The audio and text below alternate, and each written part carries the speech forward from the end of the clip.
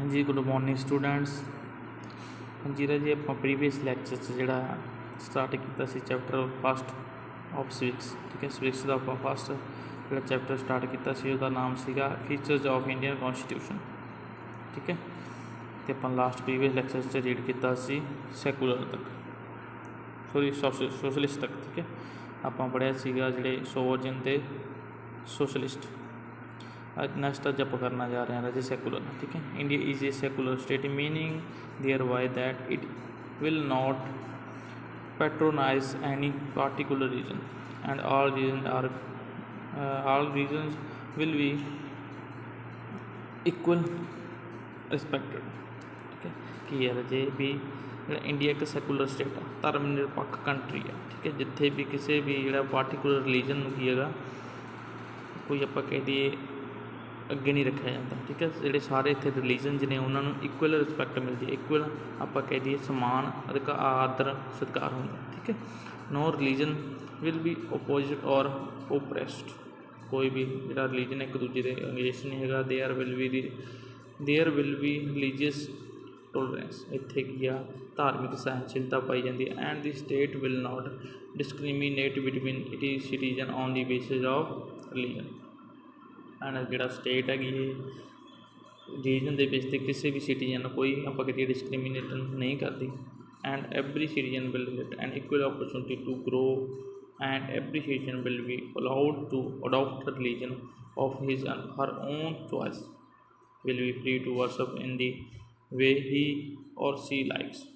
की है हरेक जोड़ा इतने सिटीजन आ उन्होंने अपॉर्चुनिटीज बराबर इक्वल अपॉर्चुनिटीज मिलदियाँ ने, ठीक है। ये नाल ही हरेक जो सिटीजन है किसी भी जो रिलीजन को अडोप्ट कर सकता है, ठीक है, अपनी चॉइस नाल, ठीक है। तो इस तो इलावा की है किसी भी चाहे वो औरत है चाहे मर्द है वो किसी भी जो रिलीजन की वर्शिप पूजा कर सकते हैं, ठीक है। इस करके जी इंडिया को की कहा जाता सैकूलर जी स्टेट कहा जाता। Next India is a democratic state, India एक डेमोक्रेटिक स्टेट है। This mean that the supreme powers of government will not be vested either in the particular class और क्लासेज और ए कास्ट और in a political party but will be vested in the people of country. Democratic country क्यों है India, क्योंकि इतने जी government की power है ना वो किसी एक पार्टिकुलर आप कहते क्लास के या कास्ट के हत्थ च नहीं, किसी पार्टिकुलर ग्रुप के हत्थ च नहीं, ठीक है। मीनस जी उन्होंने पार्टी जी पार्टी जी होंगे ने पोलिटिकल पार्टी ने वो की है सारी कंट्री के लोगों द्वारा रिप्रजेंट करती है, ठीक है। मीन सारे लोग ने जोड़े कंट्री के उन्होंने की है काम करते हैं। The people of country the people of India run their government through their respective who are elected by political elect, ठीक है।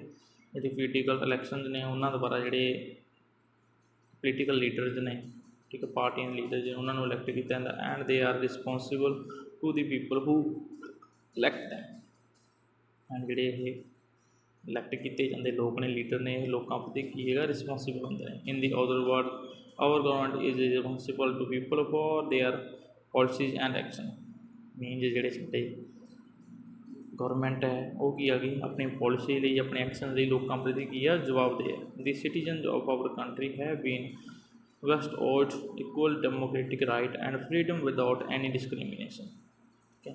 India is a republic, India एक की है रिपब्लिक गणतंत्र जिन्हों आप कहने गणतंत्र कंट्री किदा republic it means that the head of state will be president और not a hereditary monarch. Main जोड़ा हैड होंगे स्टेट का लाइक अपने प्रेजिडेंट, ठीक है, अपनी कंट्री रिप्रजेंट करता वो हैरीडेटरी मुंडे च नहीं, मीन आप कह दिए उन्होंने विरासत नहीं मिलती, ठीक है। जो प्रेजिडेंट है मीन जो लड़का के जाके प्रेजिडेंट नहीं बनूंगा। The president is elected by representatives of people for fixed tenure by political election. जो की है जोड़ा प्रेजिडेंट है जो स्टेट को रिप्रजेंट करता वो एक फिक्स टाइम बाद की है लोगों द्वारा एक जी इलैक्शन होंगी वो द्वारा की इलैक्ट किया जाता है। The president represent the people to whom he is responsible, लोगों की है रिप्रजेंट करता जिन्हों प्रति की है वो रिस्पोंसिबल होंगे। In the republic the supreme powers of government is vested in the whole of community, ठीक है।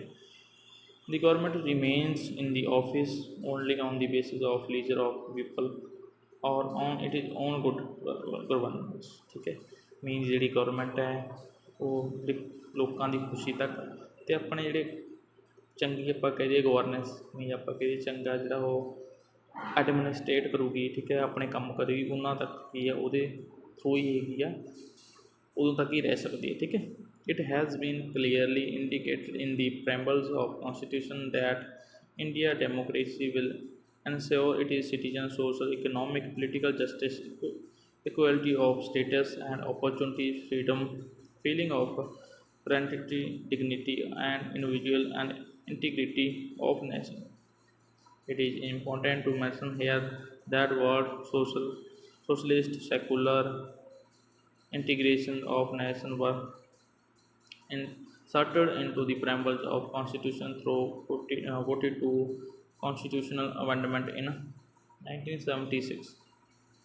जी आप कहती इंडिया के कॉन्स्टिट्यूशन के जोड़े वर्ड से सोशल सैकुलर तो इंटीग्रेशन ये जी अमेंडमेंट हुई सी सोध हुई सी 1976 उसके थ्रू जोड़े वर्ड से इंक्लूड किए गए। ठीक है जी, नैक्सट अपने लगे है मेन फीचर्स ऑफ कॉन्स्टिट्यूशन। अपने जोड़े इंडियन कॉन्स्टिट्यूशन वो की फीचर्स ने दे the main features of Indian constitution are enumerated as below right and lengthy written and lengthy sorry. ठीक है, जो इंडियन कॉन्स्टिट्यूशन है वो की है रिटन भी है तो लेंथी भी है। मीन आप कहते लिखत रूप च तो बड़ा भी है। Our constitution is written consisting of 395 article. जो आर्टिकल ने किन्ने ने 395 articles along with 12 schedules in it is size it is big and most lengthy constitution of the world. हम जो शेड्यूल ने सूचियाँ ने वो किन्नियां ने 12। ठीक है, तो ये वर्ल्ड का सब तो आप कह दिए लेंथी जो संविधान है। It has become lengthy because it explain in detail federal setup and attempt has been made to sort out the preamble of scheduled caste and scheduled tribes and also the fundamental right and directive principles of the state policy has been explained in detail। ये लंबा क्यों है, ज़्यादा lengthy क्यों है, क्योंकि इस जी आप कहते शेड्यूल कास्ट ने शेड्यूल ट्राइब्स ने ठीक है फंडामेंटल राइट ने या डायरैक्टिव प्रिंसीपल्स ने स्टेट के ये सारे की है डिटेल एक्सप्लेन किए गए हैं। फ्लैक्सीबल एंड रिजिड फ्लैक्सीबल होंगे आप कहिए जोड़ा नरम हो लचकीला, रिजिड होंगे राजे कठोर। Indian constitution is both flexible and rigid, ये लचकीला भी है तो कठोर भी है। ठीक है, ये flexible constitution can be change easily. जो फ्लैक्सीबल कॉन्स्टिट्यूशन होंगे वो की है ईजीली चेंज किया जा सकता है and through simple majority of parliament. जी पार्लीमेंट की आप कहिए सिंपल मेजोरिटी मिल जाए किसी। ठीक है, भी आह चीज़ अमेंडमेंट होनी चाहिए है वो चीज़ की अमेंडमेंट हो जाती है। A rigid constitution has a very difficult procedure for it is amendment. The British Constitution is an example of most flexible and US Constitution is most rigid। and the British Constitution आ वो सब तो आप कह flexible है तो US का जो constitution हो गया सब तो ज़्यादा कठोर है। But Indian constitution is neither as flexible as British nor as rigid as US constitution. हम इस करके जो इंडिया का आप कह कॉन्स्टिट्यूशन है वो ना ही ब्रिटिश कॉन्स्टिट्यूशन के ਦੀ ਤਰ੍ਹਾਂ ਆਪਾਂ ਕਹਿ ਦਈਏ ਸੌਰੀ ਲਚਕੀਲਾ ਹੈਗਾ ਅਤੇ ਨਾ ਹੀ USA ਦੇ ਜਿਹੜੇ ਕੌਨਸਟੀਟਿਊਸ਼ਨ ਦੀ ਤਰ੍ਹਾਂ ਕਠੋਰ ਹੈ।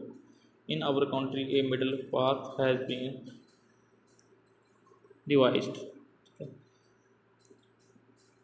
ਠੀਕ ਹੈ, ਇਹ ਸੀ ਜ਼ਿਆਦਾ ਆਪਣਾ ਟੌਪਿਕ। ਆਪਾਂ ਮੇਨ ਫੀਚਰਸ ਪੜ੍ਹੇ ਨੇ। ਨੈਕਸਟ 3 ਜਿਹੜਾ ਫੈਡਰਲ ਪੋਲਿਟੀ ਹੈ ਠੀਕ ਹੈ, ਉਹਨੂੰ ਨੈਕਸਟ ਜਿਹੜਾ ਆਪਣਾ ਹੋਊਗਾ ਲੈਕਚਰ ਉਹ 'ਚ ਆਪਾਂ ਕੰਪਲੀਟ ਕਰਾਂਗੇ।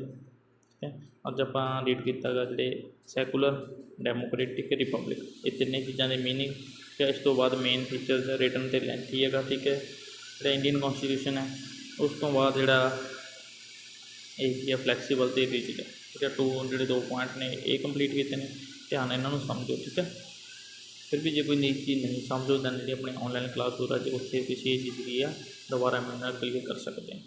ठीक है जी।